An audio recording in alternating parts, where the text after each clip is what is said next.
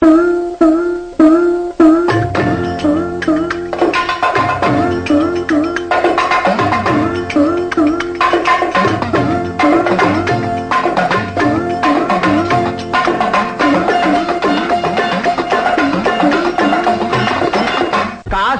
போகும் சந்நியாசி உன் குடும்பம் என்னாகும் நீயோசி. காசிக்கு போகும் சந்நியாசி உன் குடும்பம் என்னாகும் நீயோசி. கங்கைக்கு போகும் பரதேசி நீ நேற்று வரையிலும் சுகவாசி. காசிக்கு போகும் சந்நியாசி உன் குடும்பம் என்னாகும் நீயோசி. பட்டது போதும் பெண்ணாலே இதை பட்டினத்தாரும் சொன்னாரே. அவ சுட்டது போதும் சொல்லாலே நான் சுகப்படவில்லை அவளாலே. காசிக்கு ஓரே ஆளவிடு என்னை மேலாவது வாழவிடு.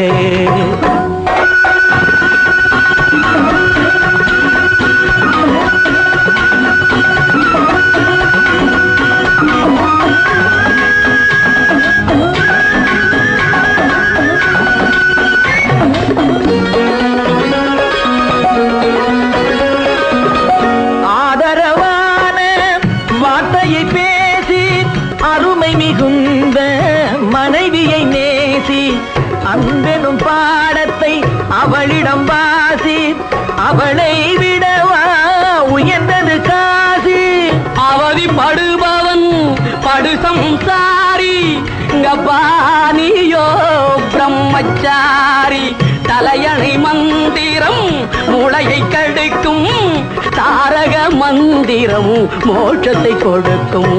காசிக்கு போரே வாழவிடு என்னை மேலாவது வாழவிடு.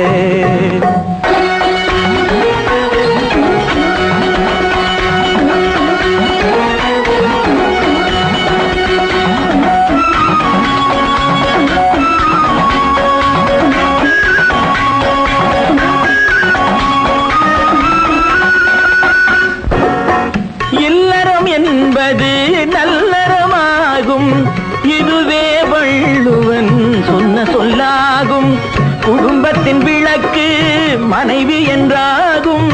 கோபத்தை மறந்தால் சொர்க்கம் உண்டாகும். பக்தியின் வடிவம் சந்நியாசம். புண்ணியவான்கள் சகவாசம் அதுவே சந்தோஷம். சக்தியின் வடிவம் சம்சாரம். அவனே அன்பின் அவதாரம். வேண்டாம் வெளிவேஷம். காசிநாதனே என் தெய்வம். கட்டிய மனைவி குலதெய்வம். மனைவியும் தெய்வமும் ஒன்றில்லை. மனைவி இல்லாமல் தெய்வம் இல்லை. சரியோ இனி அவளுடன் இருப்பது சரியோ.